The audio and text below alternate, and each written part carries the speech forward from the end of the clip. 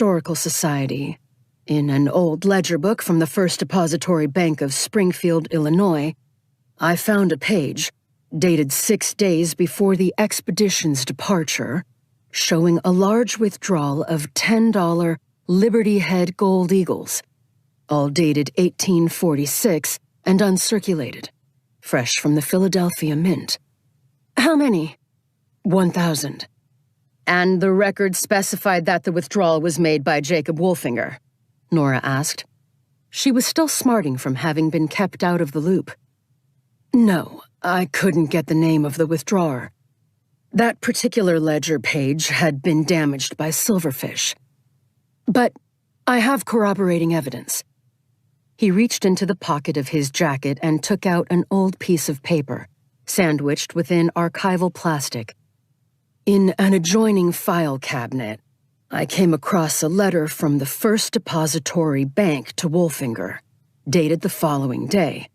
Hoping he'd found the withdrawal transaction had been to his satisfaction, and thanking him for his business. He passed the letter to Fugit, who looked it over carefully and then passed it to Nora. Very intriguing, she said, returning it to Benton. But how can you be sure it was Wolfinger who withdrew the 1,000 gold eagles? He could have just withdrawn a few $100. Anything is possible, Clive said. But consider, this was a small bank. A withdrawal like that would have been exceedingly unusual.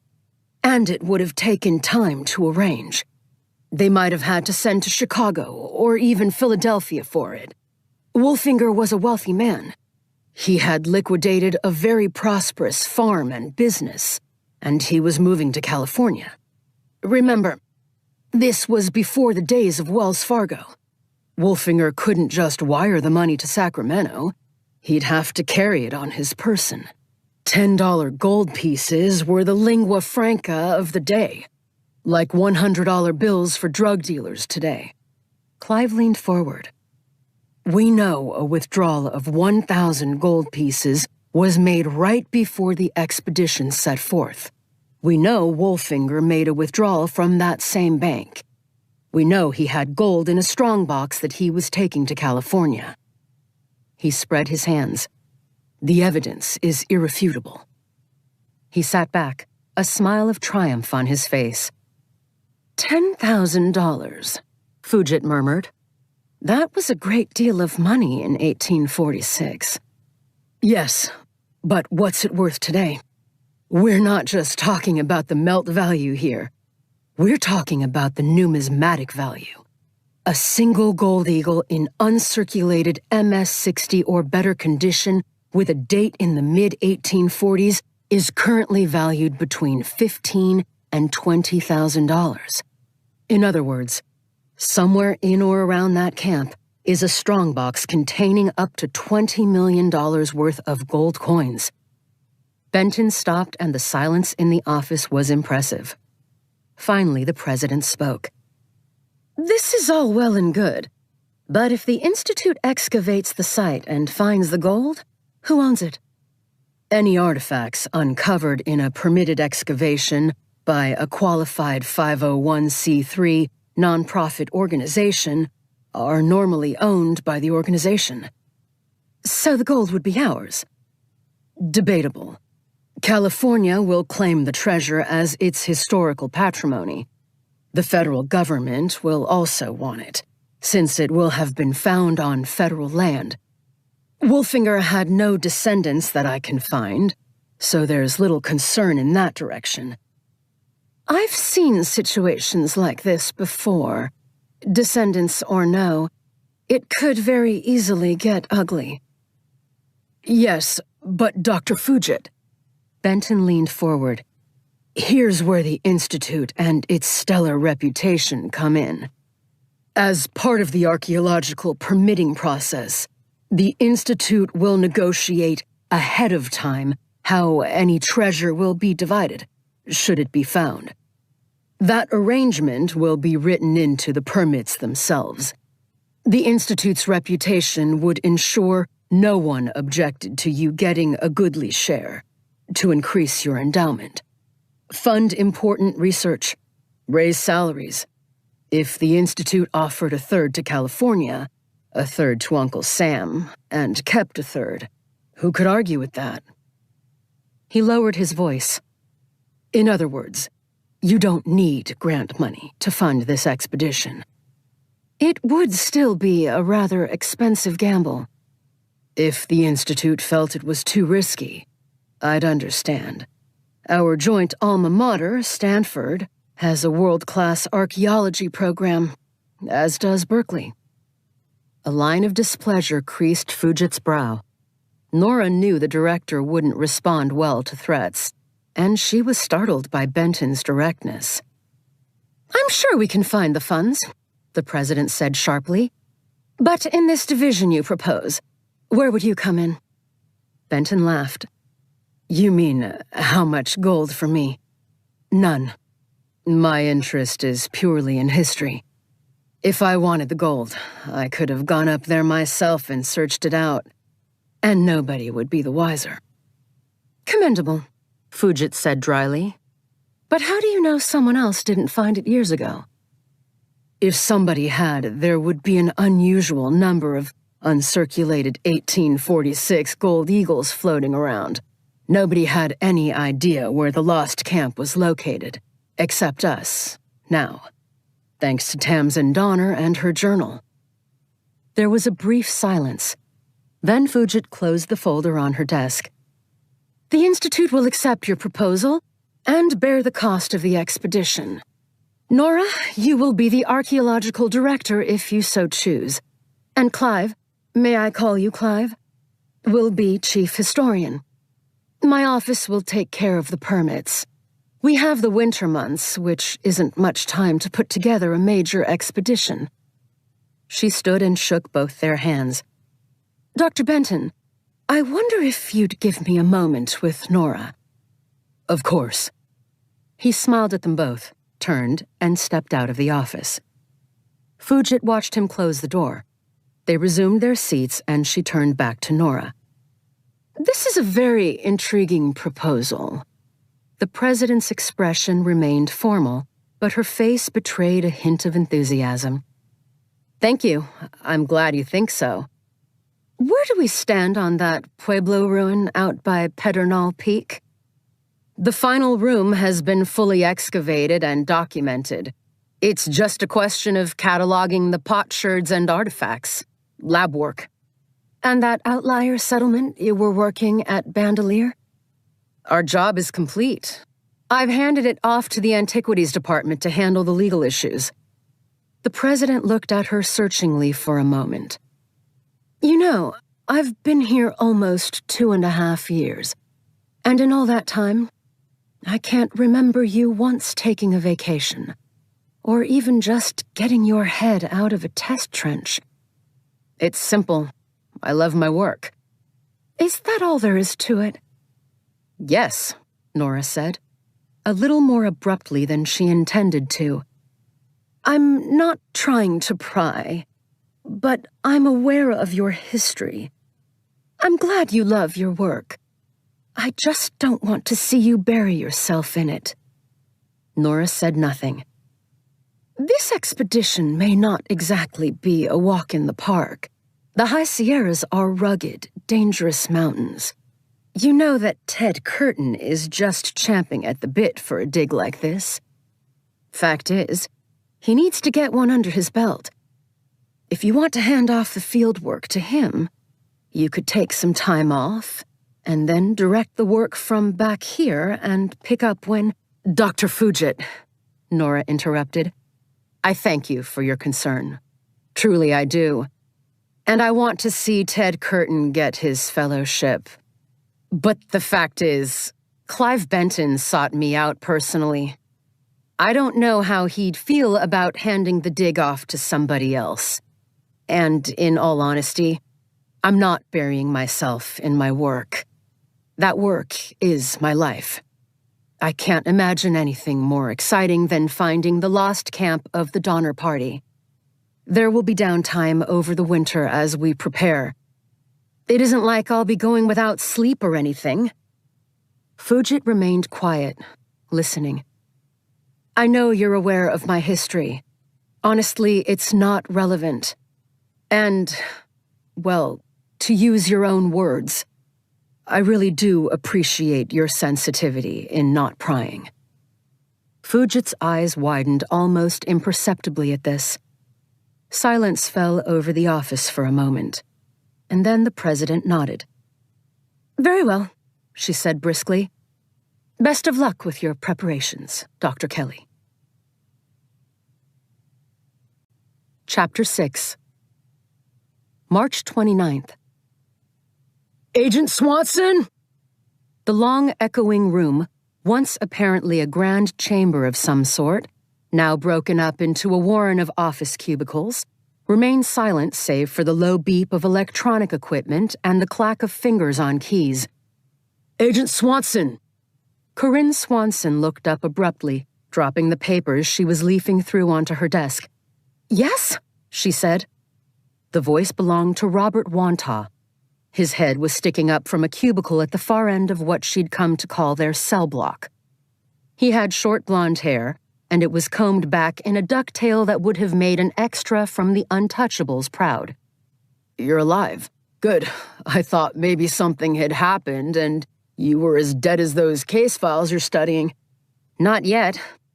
Wantagh had been on the job only 6 months longer than she, but since he'd made GS-11, he'd adopted an air of breezy, reckless experience, at least when more senior agents weren't around.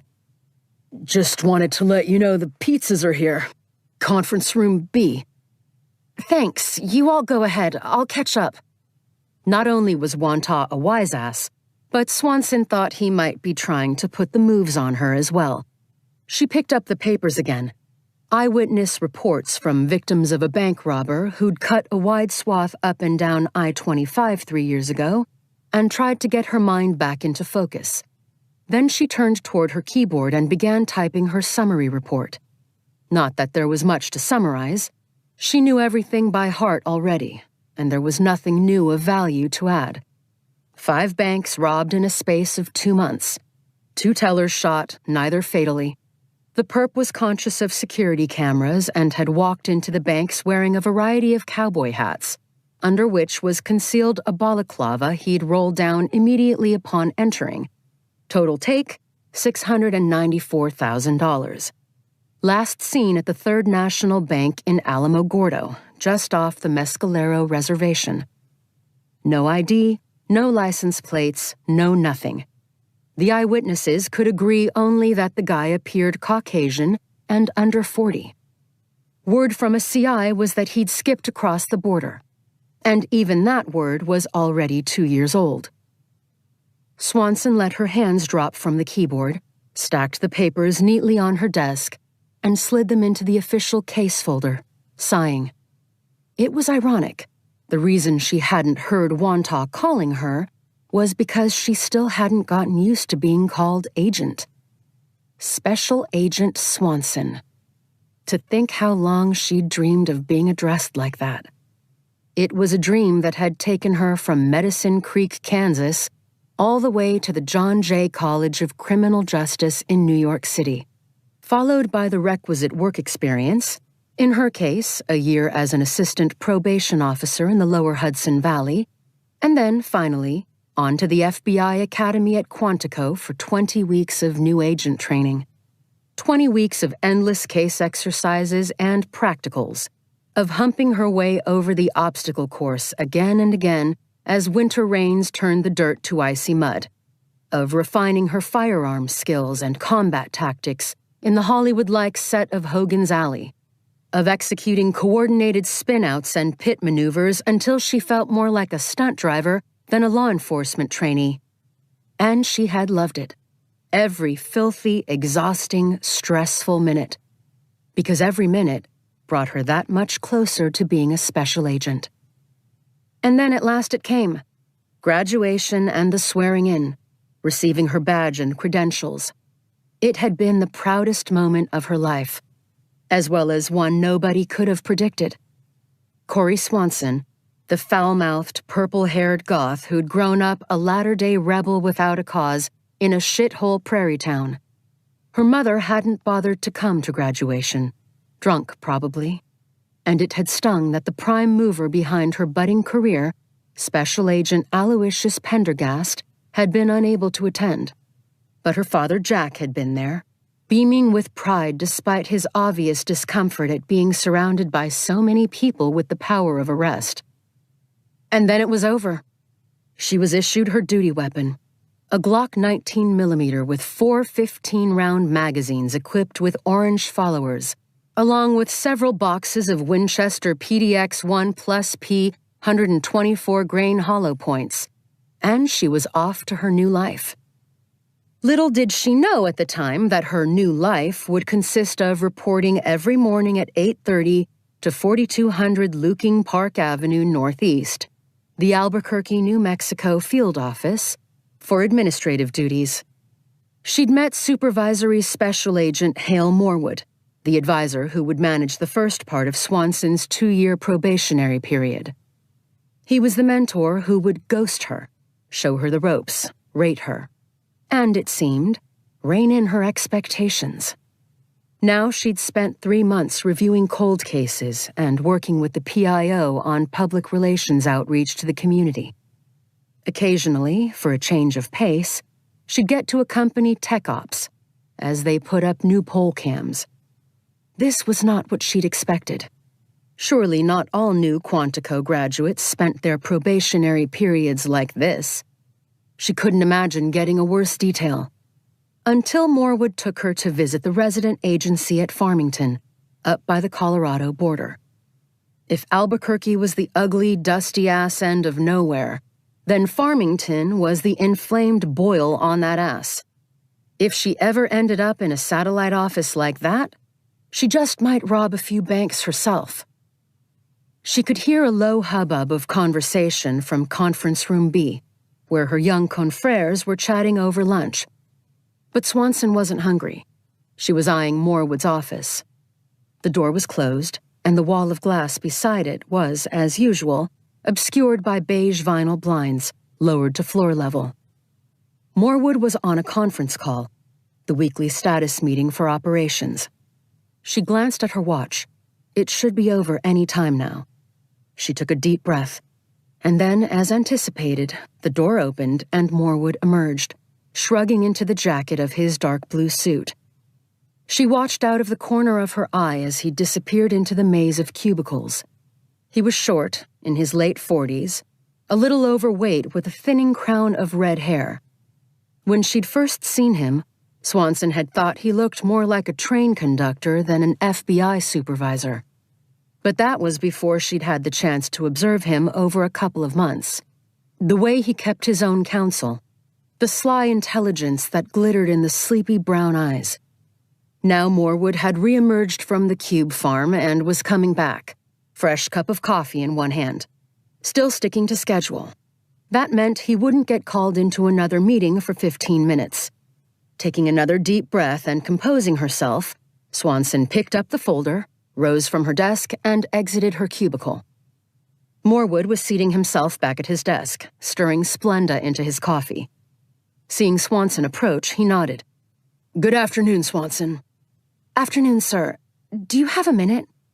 Morwood nodded toward one of 2 identical chairs placed against the glass wall. "Please." Swanson sat, file on her lap. Something about the detached way Morwood observed her always made her slightly uncomfortable, as if her hair was askew, or she'd put her blouse on inside out and the label was showing. Too many years of torn jeans and nearly identical black t-shirts, no doubt. She resisted the impulse to smooth her skirt. "I've finished reviewing the I-25 robberies, sir," she said. Morwood took a sip of coffee. "Anything to report?" Swanson hesitated. She didn't want to appear ineffectual, but on the other hand, she didn't want to go on having cold cases dumped on her. "No significant developments. I re-interviewed the tellers and bank employees to make sure nothing had changed in their recollections. I went over the surveillance footage. Even running it through our latest recognition software produced no useful results. Using image enhancement, I was able to identify the brand of one of the perp's cowboy hats.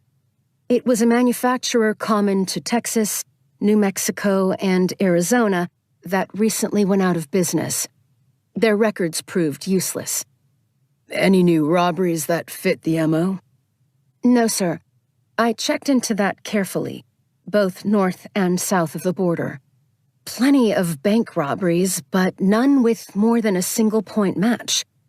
I see. Well, good job, Swanson. You'll send me your report. Just completing it now. Morwood nodded, began to speak, then reached into his pocket and snatched out a handkerchief in time to cover a series of sharp, wheezing coughs. Swanson waited politely for the fit to pass. Morwood was a bit of a mystery. She'd heard her share of rumors. Apparently, back in the day, he'd been a hotshot Chicago agent with enough commendations to fill a desk drawer. Some said his slow, lethargic movements and heavy-lidded stare were just put on. Others said he'd been in a terrible accident, chasing a suspect through an industrial dye plant in Gary that ruined both his lungs and his promising career. Whatever the case, here he was, a man of obvious intelligence and long experience, finishing out his 20 as the FTO for groups of new agents. Morwood tucked the handkerchief back into his jacket pocket. Was there something else, Agent Swanson? This was it. Swanson took another deep breath. This is the 5th case I've reevaluated, sir. Morwood nodded. And I've seen a steady improvement in both your approach and your efficiency. Thank you. God, getting complimented made this even harder. Sir, while I appreciate the opportunity to gain experience by reviewing these cases, I was hoping... I feel that... She stopped, wishing Morwood would get her drift, finish the sentence for her. He didn't. That I'd like a new challenge, sir. A new challenge? You mean as in an active investigation? Yes, sir. You feel you've learned all you can from these open but inactive cases, and are ready to go out and play cowboys and Indians for real. Growing up, Swanson had had a legendary temper, but the years spent at John Jay, and especially the discipline instilled at Quantico, along with her own gradual maturity, had helped her rein it in. She glanced at Morwood. There was no hint of sarcasm or condescension in his sleepy eyes. I'm sure there's always something more those cases can teach me. But I've made no real headway, no actionable breakthroughs in the 3 months I've been examining them. I have extensive training in forensic anthropology. I think... This time, Morwood helped her. You think that you've already covered case studies like these at Quantico? Yes, sir. That after 3 months spent doing cleanup detail at the fort, you've put in your time and now you're ready for something more useful, more interesting. Morwood was fond of Western metaphors, or perhaps transferred here from Chicago, he was just cynical. Swanson couldn't read him well enough to tell which. You could put it that way, yes. Morwood sat forward in his chair. Swanson, I could answer that one of 2 ways. I could say that, as a rookie, just out of the academy, what you hope and what you feel are of no consequence, to me or anyone else in this office. That, in fact, would be the official, the expected response. As he spoke, an undercurrent of steel crept into his quiet voice. Swanson felt herself stiffen. Or I could say that I understand completely. Morwood put his elbows on his desk, tented his fingers.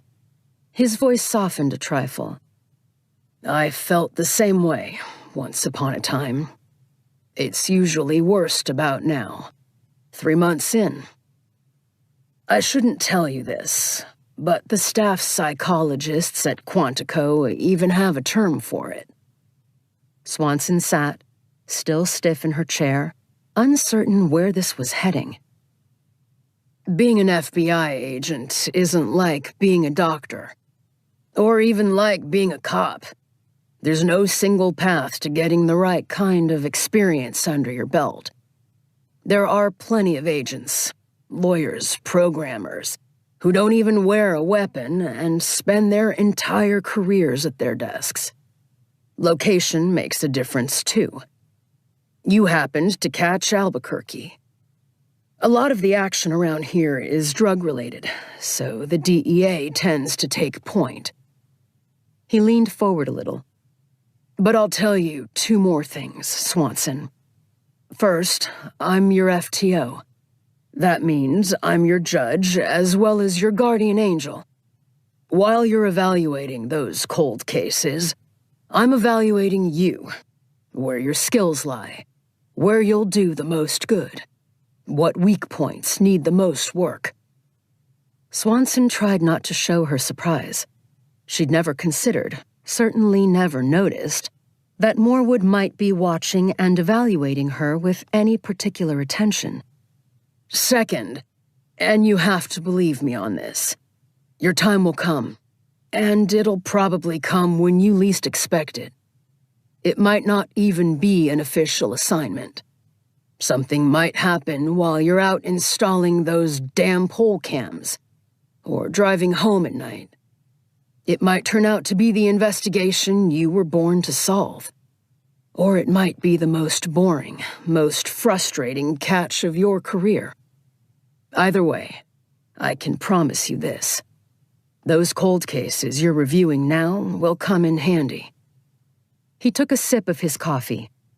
After a few moments of silence, Swanson realized the conversation was over and that she was being dismissed. She stood up.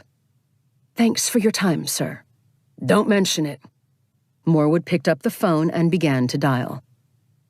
Swanson made her way thoughtfully back to her desk. As she reached it, she frowned. There was something on it that hadn't been there before. A package, sealed in an oversized buff envelope. Picking it up, she tore it open. Inside lay a fat, well-thumbed folder full of photographs and reports. Cold case number 6. With a sigh, she sat down, pulled out the folder, and blinking a little blearily, put it to one side while she finished typing up the summary on the I-25 robber, still at large and sought by the Federal Bureau of Investigation. Chapter 7. April 22nd. The man known as Bricktop had done a lot of weird shit for money in his life, but this job had to take the cake. Grave robbing was supposed to have gone out of fashion 200 years ago, but here he was, in a cemetery, digging up a body under the full moon. But for $5,000? What the hell? It was better than dealing oxy, quicker and a lot less risky. Although he had driven through New Mexico before, he'd never been in this part of the state, and it was a lot greener than he expected, and mountainous, looking more like Colorado. The cemetery was a good 20 miles east of Santa Fe, on a forested hill, with a wrought iron gate and fence. There was a plaque of some sort at the entrance, which he didn't bother to read. There sure as hell weren't any tourists coming up at this time of night, and there wasn't anything else to do around here except chop down trees. The lights of Glorieta twinkled in the valley below, and a ribbon of I-25 could be seen among the hills, the slow-moving lights of cars crawling along. It was chilly at night up here, but Bricktop was glad of it, as he was working up a sweat digging. They were predicting rain later, but for now the clouds were just patchy, and the full moon was all the illumination he needed. Funny how jobs like this came together. He knew a guy who knew a guy, and all of a sudden he was getting precise directions to the spot. Like the rest of the place, there was no tombstone for the grave, just a small stone monument with some kind of old, official-looking metal medallion, almost like a Rotary Club seal, stuck into the ground beside it. Bricktop paused for a moment and checked his watch. 11:50. He had been working for about an hour and was already halfway done. He took a breather, resisted the urge to light up, and then resumed, sinking his shovel into the loose, dry soil, tossing it out onto the tarp, and repeating, all in an easy, rhythmic motion. It wasn't all that different, he told himself, from working out at his local gym in Kirtland. The song Brick House was stuck in his head, and the beat provided a rhythm to his work. Bricktop had not, of course, met the men who actually hired him. All he got was a phone call, in which he was instructed to go to a parking garage and retrieve an envelope with $2,000 in it and the instructions. Another $3,000 was promised when he was finished. The instructions not only told him the night and time he was to do the job, with a detailed map, but also included a list of equipment he'd need: a plastic tarp to pile the dirt on, shovel, pick, gloves, a short ladder, and special hooking bars for opening the lid of the casket. He wasn't actually to rob the grave. Instead, he was just to expose the casket and open the lid, so the deceased could be examined to determine identity. The 2 men who were to make this determination would be arriving at 1:30 in the morning, and after they'd had their look, the casket would be shut, he'd get the other $3,000, and they'd go away while he refilled the hole. Guys who obviously didn't like to get their pretty hands dirty. Bricktop figured it must be some inheritance business or identity theft, but he wasn't about to ask questions or show curiosity. The note had contained a warning that if he tried to make off with the $2,000, he'd receive a visit after which he'd be left with a very, very high voice. It was not easy digging up a grave, but at least the ground was soft and sandy, free of rocks and roots. Now and then he stopped to listen, but there was never anything except the night noises of the surrounding forest. Down he dug, neatly squaring off the hole as he went, digging first on one side and then the other, still humming Brick House. Sooner than expected, he heard the blade of his shovel hit something, but it didn't sound like wood. Bending down, he brushed off the dirt and saw to his great astonishment that the old casket under his feet was made of iron, ancient and pitted. It looked more like a frigging treasure chest than a coffin. Shaking his head, he cleared away the rest of the dirt from the top. The casket had a double lid. At least that was something expected. Digging around the sides, he freed up some space to get the hooking bars in place, then lifted the top half of the lid. It was heavy as a bitch. An unpleasant smell arose from the dark recesses. Keeping his pen light below ground level, he flicked it on to examine the man's corpse. Another surprise, it wasn't a man at all, but a woman. At least he assumed it was a woman, because it was clothed in a disintegrating brown dress. It was hard to tell from the disgusting face, fuzzy with mold, all shriveled up, more skeleton than visage, mummified lips pulled back in a manic grin. Thank God the identification wasn't his problem. He obviously didn't need to pry open the bottom part of the coffin, if identity was what they were after. He'd done the first part of his job, and now he just had to wait for the men to come. He checked his watch. 1:20. He was right on time. 10 minutes early, in fact. He climbed out of the hole, perched himself on a nearby grave marker, and lit a cigarette, taking a deep drag. He was trying to quit and had limited himself to 2 cigarettes a day. Seeing as how it was past midnight, this would count as his first. Sure enough, at 1:30 sharp, he saw a glow of headlights on the winding road that came up the hill past the cemetery, and as the car reached the top, the lights went off and the car swung into the dirt lane and pulled up next to his. Both doors opened and 2 men got out. They walked over to him. One of them held a duffel. "Your Bricktop?" the man with the duffel asked. "That's me. Your guy. I mean, what you want is down there." He showed the men to the grave. They stood on either side, looking down at the open coffin. Clouds had drifted over the moon, and he couldn't really see their faces. He waited. Now both guys snapped on latex gloves and put on N95 face masks. One got into the grave and stood on the lower lid of the iron coffin, bent down, and briefly shone a light on the dead woman's face. Then the other guy pulled a long, serrated bone saw out of the duffel he was carrying and passed it down to the guy in the hole, along with a couple of oversized dry bags. The metal saw gleamed faintly in the moonlight.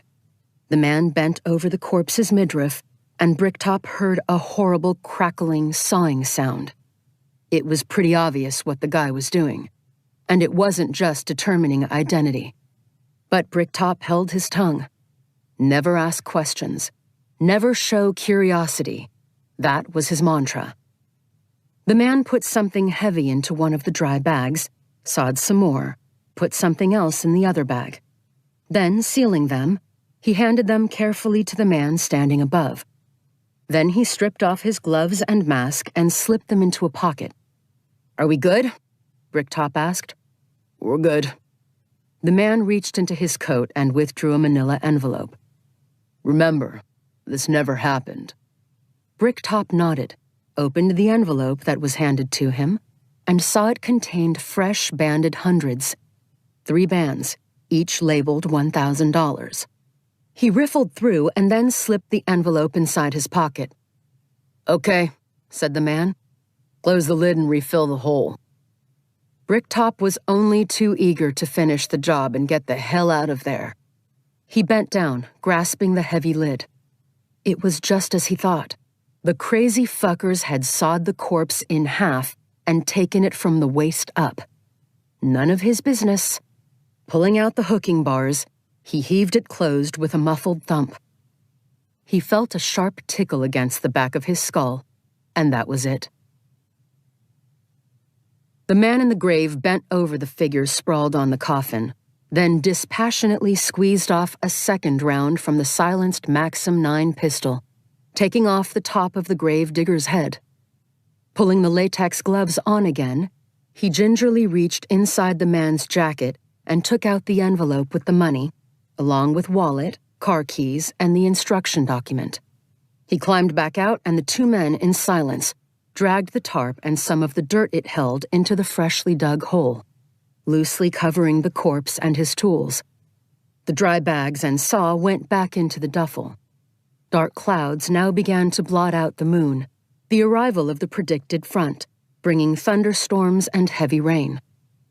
The man with the pistol got into the dead man's car, and the man with the duffel got into the other. Bricktop's car went off one way, and a few minutes later, the other drove off in the opposite direction. Hefty drops of rain began spattering into the graveyard, first a few, and then many, while lightning split the sky and thunder rolled among the hills. Chapter 8. April 23rd. The phone on Swanson's desk rang. 2 short bursts. An internal call. She picked it up. "Yes?" "Swanson?" It was Morwood. "Yes?" "Would you mind stepping into my office for a moment?" "I'll be right there, sir." Swanson pushed aside the files she'd been examining, cold case number 7, and stood up. It wasn't like Morwood to call her into his office like this, not at this hour of the morning. He was quite punctual about their weekly debriefs and review sessions, every Thursday afternoon at 2. From long habit, the first feeling she had was of guilt and anxiety. Shit, had she done something wrong? Over the last couple of weeks, in addition to the ongoing desk work, Morwood had let Swanson ride shotgun with 2 DEA teams on meth lab raids in northeast Albuquerque. They were low-level busts, and she'd been no more than an observer in body armor. She suspected that Morwood had specifically chosen the ops for their minimal danger potential, but in the process, she'd gotten some first-hand experience with interagency rivalry. She'd already heard the FBI's opinion of the DEA, knuckle-dragging Neanderthals whose main talent was for cracking skulls. But on these ride-alongs, she'd learned the DEA's own impression of the FBI. The assault teams had let her know, in no uncertain terms, that she'd joined the wrong agency, and that the FBI was a sorry collection of pencil-necked, limp-dicked, nerdy accountants who rarely, if ever, broke leather their entire careers. At first, Swanson had endured the ribbing good-naturedly. But by the end of the second ride-along, just yesterday, one crew-cut sporting agent in particular just wouldn't let the joke go. And as they'd returned to headquarters, suspects in cuffs, the crank in evidence lockers, and clandestine lab enforcement securing the site, Swanson's anger had gotten the better of her, and she'd let her tormentor know, in graphic detail, precisely where he could shove the meth they'd just confiscated. It was only later in the evening that she'd learned Brightman, the agent with the crew cut, had been squad leader. As she approached the open door of Morwood's office, her anxiety spiked. Shit, it had to be that. Almost 4 months now, and she hadn't blown her top once. Figures she'd do it just at the worst time, and at the worst guy possible. She knew that as her FTO, Morwood had the power to fire her. While that was almost unheard of, he could certainly put a note in her jacket that would be an anchor on her career for a long time. On top of everything else, the Rolling Stones' 19th nervous breakdown had wormed its way into her head and refused to leave. Here it comes. Mouth dry, she knocked on the doorframe. Morwood, who was holding a stapled sheaf of papers in one hand, glanced up. As usual, she could tell nothing from his expression. "Swanson," he said, looking back at the papers. "Come in." Usually, he asked her to sit. Not this time. She waited while he turned over one page, then another. Then he cleared his throat, and without looking up, asked, "Are you familiar with what happened at Glorietta Pass?" Glorietta Pass? That road was unfamiliar to Swanson. She racked her brains, recalling the names of the streets in the Altamonte neighborhood where their raid had gone down. Candelaria, Comanche, but she couldn't recall any Glorietta. "I'm not sure, sir," she said, bracing herself. Morwood let the sheaf of papers drop on his desk and finally looked back up at her. "Frankly, Agent Swanson, I'm surprised at you." "Sir?" "Here it comes, here it comes. A student with your depth of scholarship, and you're going to tell me you don't know about the Battle of Glorietta Pass?" Now Swanson was thoroughly confused.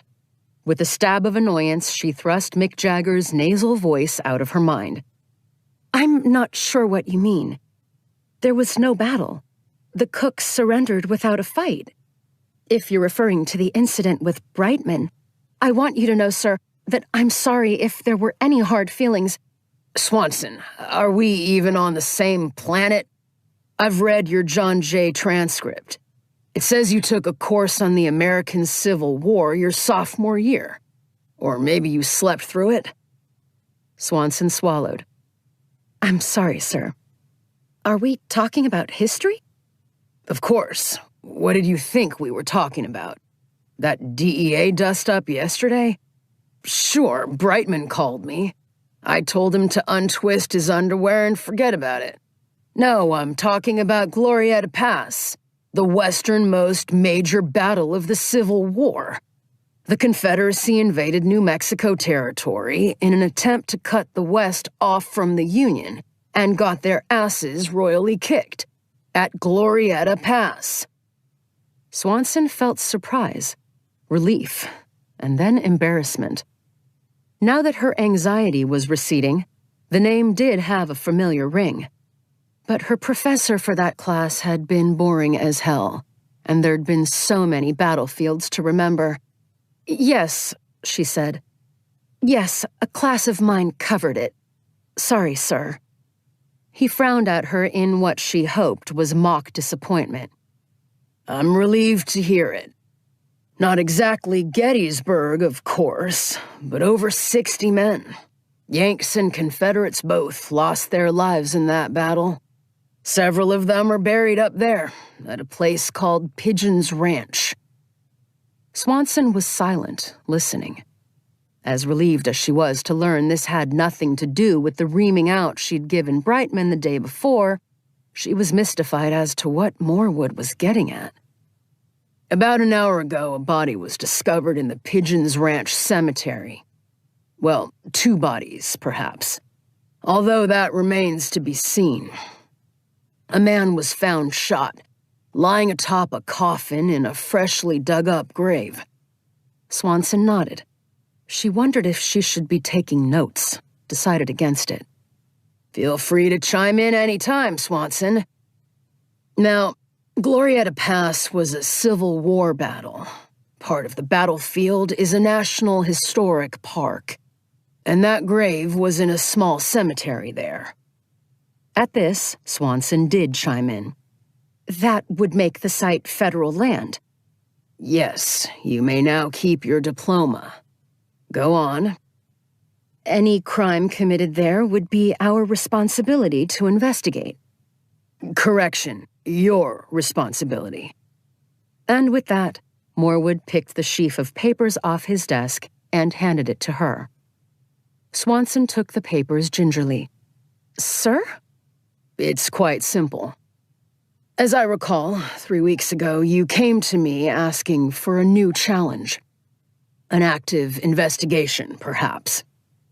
Morwood coughed behind one palm, then waved at the sheaf of papers.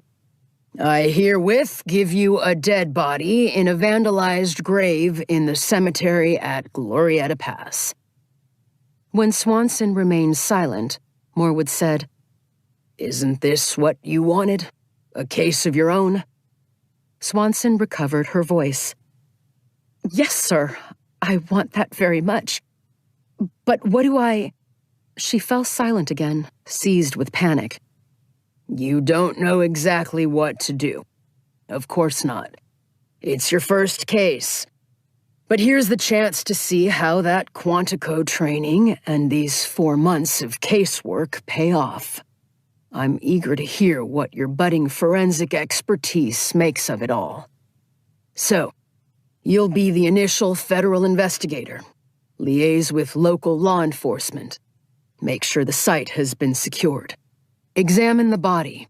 Supervise the collection of evidence. Prepare a preliminary report. On your own.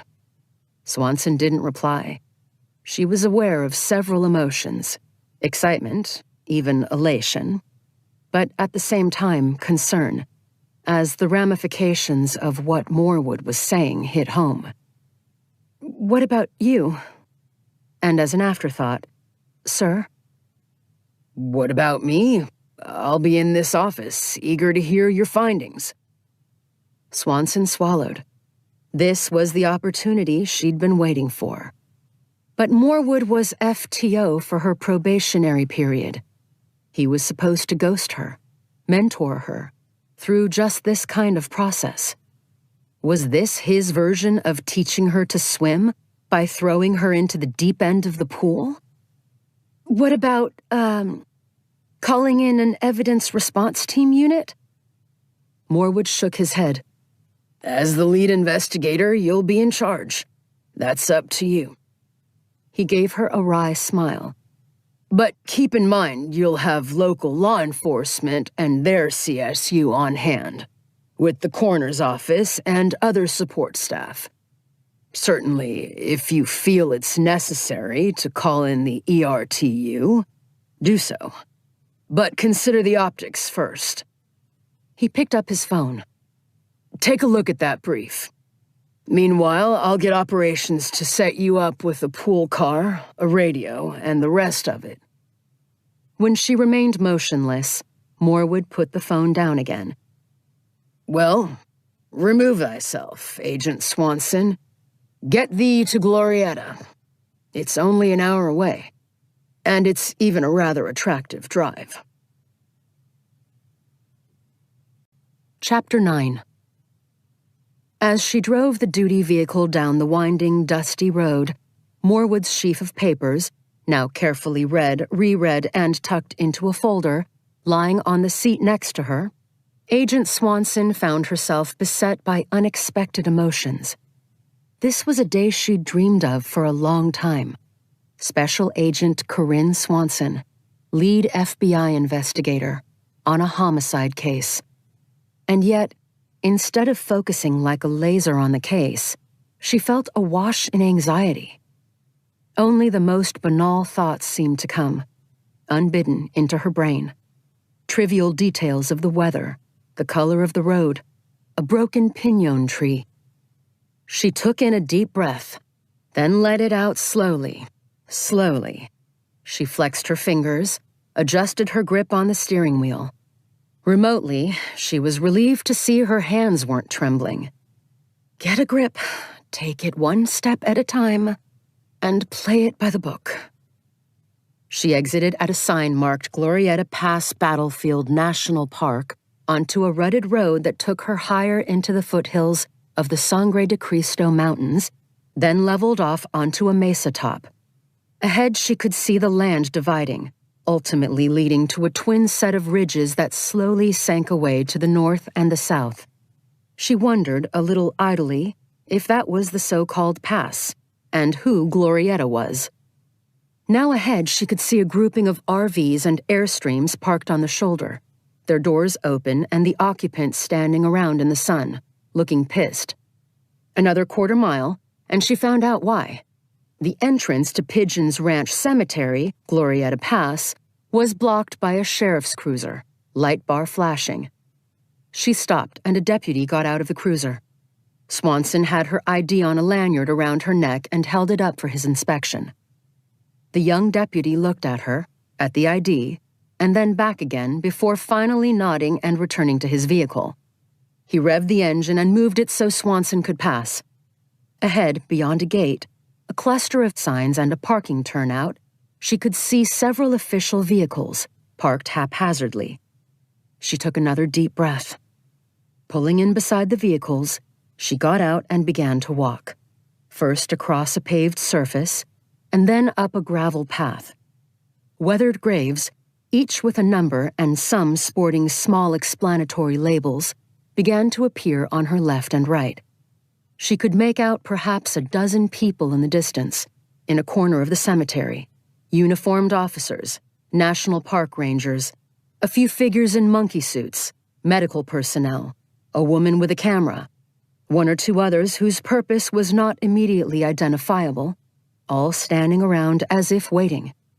As she approached, the heads all swiveled in her direction, and she realized it was her they'd been waiting for.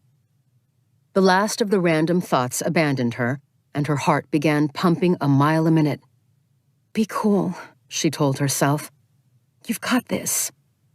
As she continued walking, she forced herself to mentally review the case file Morwood had given her, to go over the crime scene training that had been drilled into her at the academy. With relief, she realized that, despite her nerves, she felt a good grounding of confidence beneath her feet. Whatever else happened, she wasn't going to panic. The group broke up a bit as she drew closer, then one person stepped forward, a middle-aged man, muscular and deeply tanned, with a bottle brush mustache. He wore the hat and uniform of the sheriff's department. Gus Turpenseed, he said, sticking out his hand.